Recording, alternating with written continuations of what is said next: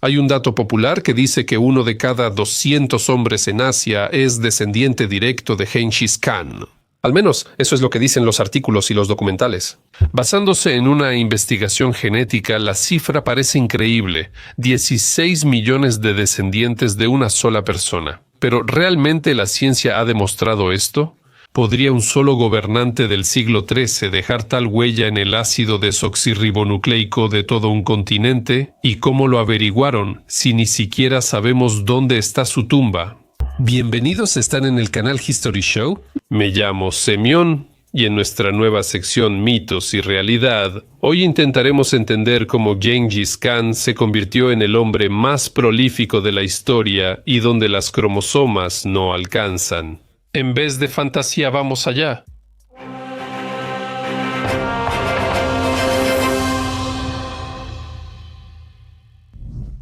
¿Por qué Genghis Khan es considerado antepasado de millones? La historia comenzó en 2003 cuando un grupo de genetistas publicó un artículo con una conclusión impactante. Aproximadamente 8 hombres en regiones de Asia Central tenían el mismo fragmento del cromosoma Y. Es lo que se transmite por la línea masculina. Si convertimos estos porcentajes en cifras reales, resultaban ser alrededor de 16 millones de personas. Los científicos supusieron que todos estos hombres alguna vez tuvieron un ancestro común que vivió aproximadamente en el siglo XIII. Bueno, ¿y quién es el hombre más famoso del siglo XIII en Asia? Pues por supuesto Genghis Khan. Así nació la versión de que esa es su huella genética, aunque en el propio artículo nadie escribió directamente que fuera exactamente Genghis Khan. Los periodistas y el Internet tomaron la idea y convirtieron una hipótesis cautelosa en un hecho efectivo. Y ya desde hace un par de años, la frase «cada 200avo hombre es descendiente de Genghis Khan» se volvió viral. Se repetía en libros de texto, entrevistas y hasta en publicidad de pruebas de ácido desoxirribonucleico. Pero ¿qué tanto se puede confiar realmente en estas cifras? Para entender esto, debemos saber cómo los científicos calculan el ancestro común usando el ácido desoxirribonucleico y cómo lo determinan en general a partir de él. Para entender de dónde proviene este rastro genético de Genghis Khan, primero hay que comprender cómo los genetistas buscan a los antepasados antiguos. Como ya mencioné, la principal pista es el cromosoma Y, que se transmite solo por la línea masculina, de padre a hijo, luego al nieto, y así sucesivamente sin cambios. Es como un apellido, solo que biológico. A veces ocurren pequeñas mutaciones aleatorias en él. Y estas huellas de la naturaleza permiten a los científicos construir el árbol genealógico genético de la humanidad. Si varios hombres comparten casi el mismo cromosoma Y, tuvieron un ancestro masculino común en el pasado, los científicos pueden calcular cuándo vivió según las diferencias acumuladas en el ácido desoxirribonucleico de sus descendientes. A estas ramas se les llama haplogrupos. Cada haplogrupo es como una gran familia a escala de la humanidad. Algunos tienen el haplogrupo R, otros el C, otros el Q y así sucesivamente. Cuando los investigadores hallaron una gran rama típica de Asia Central, sospecharon que tenía muchos descendientes. Entonces es posible que su antepasado tuviera un enorme poder o estatus. De ahí surgió la versión de que posiblemente sea la huella de una persona que podía permitirse tener muchos descendientes. Es decir, de Genghis Khan. Pero aquí está el matiz. La genética muestra la época en que vivió el antepasado común, pero no el nombre. No es una prueba mágica de ser descendiente de Genghis Khan. Es solo estadística y probabilidades. ¿Qué mostró realmente el estudio de 2003? Las investigaciones que originaron el mito se hicieron a principios de los 2000. El trabajo no tenía como objetivo buscar a Genghis Khan. Los científicos querían entender cómo los factores políticos y sociales influían en la propagación del ácido desoxirribonucleico por Eurasia, es decir, en otras palabras, cómo las conquistas y los imperios dejaban huella en la genética. Para esto, recopilaron datos de más de 2.000 hombres de 16 regiones de Mongolia, China, Kazajistán, Kirguistán, Uzbekistán, Turkmenistán, Afganistán, Pakistán y varias zonas de Siberia. Todas las muestras se analizaron por el cromosoma Y, ya que este se transmite solo por la línea masculina y permite rastrear el origen paterno. Cuando los científicos plasmaron los resultados en un mapa, vieron una extraña anomalía. En muchas regiones de Asia Central se encontraba la misma rara línea del cromosoma Y. Esto es común entre mongoles, kazajos, kirguises y azaras, descendientes de guerreros turco-mongoles en Afganistán. Según los cálculos, aproximadamente 8 hombres en esta región tenían un segmento de ácido desoxirribonucleico casi idéntico. Este número se extrapoló a toda la población masculina de Asia y se obtuvo la impresionante cifra de alrededor de 16 millones de personas. Para entender cuándo vivió su ancestro común, los investigadores utilizaron la velocidad de acumulación de mutaciones en el cromosoma Y, una especie de reloj genético. Estos mostraron que el ancestro común existió hace aproximadamente 800.000 años. En esta etapa surgió la pregunta principal: ¿quién pudo haber sido ese ancestro?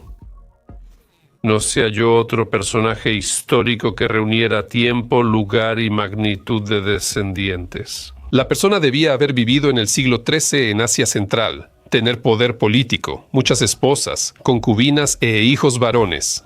La coincidencia era tan precisa que recordaba a Gengis Khan, aunque los autores del artículo aclaraban con cautela. Suponemos que este grupo podría estar ligado a los descendientes de Gengis Khan, pero no hay pruebas directas. En otras palabras, era una hipótesis basada en la coincidencia de tiempo y geografía, y no en la comparación con el ácido desoxirribonucleico específico del propio Khan. El trabajo de los científicos no probaba el origen, solo mostraba que en Asia Central existía una línea masculina muy numerosa que probablemente se expandió por el estatus social y poder de sus portadores. Solo después, otros investigadores y periodistas la interpretaron como la herencia genética de Chinguis Khan. Continuará. ¿Qué debilidades tiene esta teoría? A primera vista, todo suena convincente. Hay un grupo genético raro, coincide en el tiempo, coincide en la geografía. Es lógico pensar en Gengis Khan, pero al analizarlo más a fondo resulta que casi cada elemento de esta teoría genera dudas. No existe un estándar para comparar, ya que no contamos con el ácido desoxirribonucleico de Gengis Khan. Ese es el principal problema. Aún no se ha hallado su tumba, ni restos con linaje comprobado, y sin una muestra de control es imposible probar que los clústeres hallados sean suyos o de sus descendientes directos. Es como encontrar una huella y decir probablemente sea de Napoleón sin tener las huellas de Napoleón. En segundo lugar, la edad del clúster no se calcula con precisión, ya que los relojes genéticos solo ofrecen una fecha aproximada, y distintos métodos pueden variar la edad del ancestro común por cientos o miles de años. Cálculos posteriores indican que esta línea pudo surgir mucho antes del siglo XIII, quizá en tiempos de los antiguos turcos o antes. El ancestro genético existió, pero no necesariamente vivió en tiempos de Gengis Khan. En tercer lugar, la geografía no prueba el origen. Sí, el grupo está extendido en Asia Central, pero también se encuentra en regiones a las que los mongoles nunca llegaron. Pero en algunas partes del imperio donde la influencia de Chinguis Khan fue máxima, esta línea es bastante rara. Resulta que el mapa no coincide con la historia de las conquistas. En cuarto lugar, un efecto fuerte no equivale a una prueba biológica. Los investigadores creen que el gen se propagó rápido por el poder y estatus de su portador. Pero no tiene que ser un Khan. En la historia de las estepas hubo muchos clanes influyentes, alianzas y líderes cuyos descendientes pudieron dejar una huella similar. Cualquier dinastía que gobernara un territorio grande podría haber tenido un efecto similar. En quinto lugar, los hazaras son el punto débil del argumento. Una prueba clave de la hipótesis de Gengis Khan fue que entre los hazaras afganos, considerados descendientes de mongoles, este grupo genético es muy común. Los datos históricos indican que las guarniciones mongolas aparecieron en estos lugares tras la muerte de Gengis Khan, por lo que la línea podría venir de comandantes posteriores, no de él. Y por último, la imposibilidad de separar a los chinguisidas de otros mongoles, incluso si suponemos que este grupo realmente tiene un origen mongol. No se sabe cómo diferenciar a los descendientes de Gengis Khan de los de otros guerreros mongoles que dejaron descendencia en el continente. Todos vivieron en la misma época, hablaban el mismo idioma y eran del mismo entorno etnocultural. En esencia, el ácido desoxirribonucleico no diferencia quién era el Khan o su compañero. Al final resulta que el clúster de Gengis Khan existe, pero su relación con el propio Gengis Khan es puramente probabilística, sin un estándar de ácido desoxirribonucleico y sin una datación precisa. Esto no es una prueba, sino solo una suposición bonita que suena convincente, pero se basa en suposiciones. ¿Qué dicen otras investigaciones? Después de la publicación del artículo en 2003, genetistas de todo el mundo se apresuraron a verificar sus conclusiones, ya que la hipótesis sonaba demasiado fuerte como para aceptarla simplemente por fe. En los siguientes 15 años surgieron nuevas investigaciones que demostraron que todo era más complicado de lo que parecía. Al recalcular la edad del clúster con métodos más precisos, los científicos determinaron que el ancestro común vivió hace unos 2500 años, mucho antes de Chinggis Khan. Esto significa que la rama encontrada es realmente antigua y existía ya en la época de las primeras tribus túrquicas. Podría haberse trasladado simplemente a Mongolia y Asia Central junto con las migraciones de los nómadas. Estudios posteriores indicaron que la amplia difusión pudo deberse a procesos históricos como migraciones militares, unificación de tribus, matrimonios políticos y conquistas, más que a la fertilidad de un gobernante. Es decir, el clúster quizá no era de Chinggis Khan, sino una huella social de muchas generaciones de nómadas, donde los lazos familiares amplios eran la norma. Cuando genetistas analizaron el ácido desoxirribonucleico de personas con genealogías documentadas desde Chinggis Khan, los resultados fueron sorprendentes. Las líneas mongolas de los Turé kazajos y los descendientes de la dinastía Yuan en China no pertenecen a ese famoso clúster de Chinggis Khan. Sus haplogrupos son muy diferentes y el ancestro común no se remonta al siglo XIII, sino a tiempos mucho más antiguos, aproximadamente hace 4 o 5.000 años. Más tarde se descubrió que el fenómeno genético no existe. Se encontraron ramas enormes similares en otras regiones, por ejemplo, en el Medio Oriente y en Europa. En cada caso, todo se explicaba de manera similar por la influencia de élites poderosas o migraciones masivas, y no por un personaje histórico específico. El efecto de Chinggis Khan no fue una excepción, sino parte del patrón normal en el desarrollo de las poblaciones humanas. Los genetistas modernos reconocen que el clúster realmente está relacionado con los pueblos que vivieron en el territorio del Imperio Mongol, pero no se puede llamar su legado personal de una sola persona.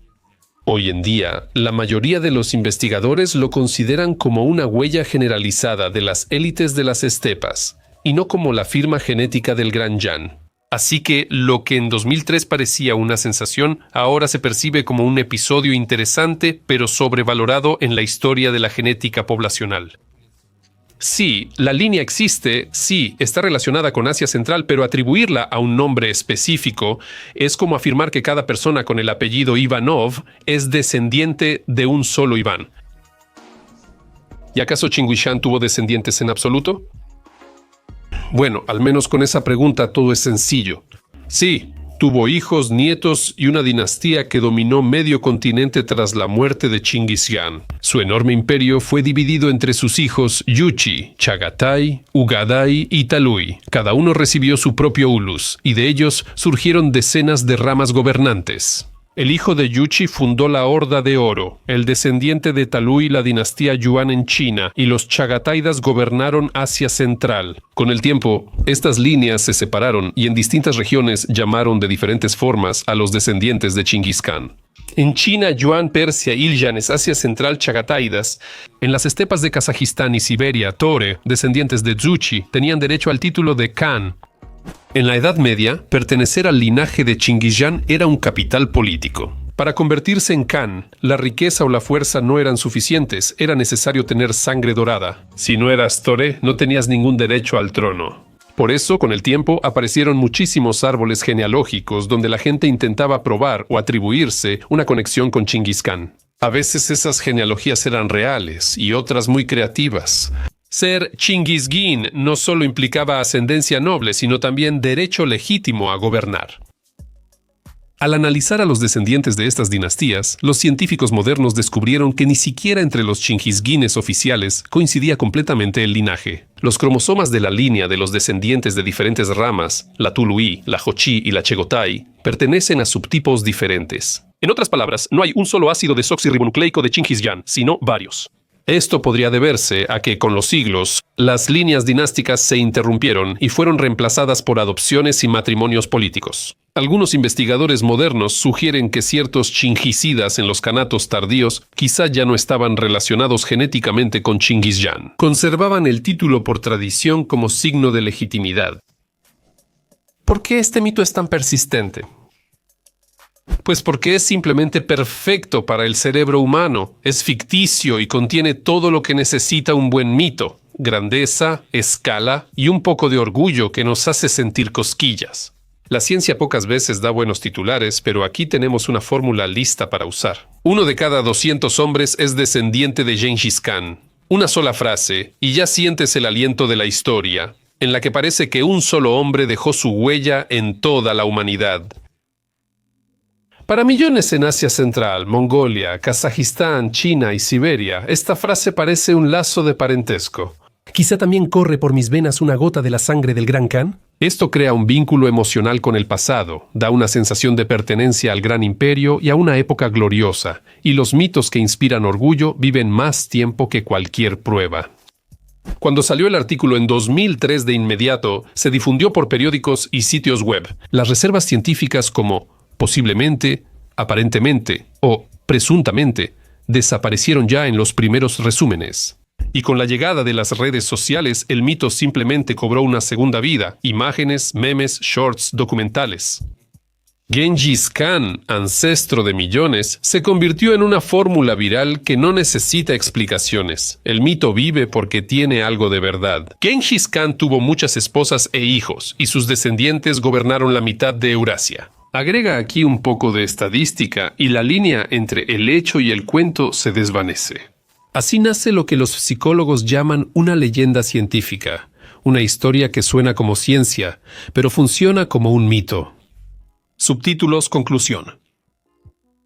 20 años después de las primeras impresiones, los científicos ven la huella de Chingis Khan con mayor calma.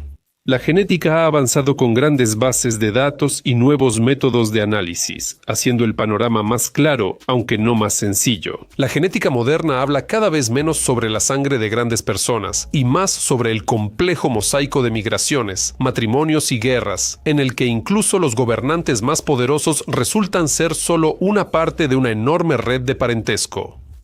Y tal vez, ahí es donde reside la verdadera lección de esta historia.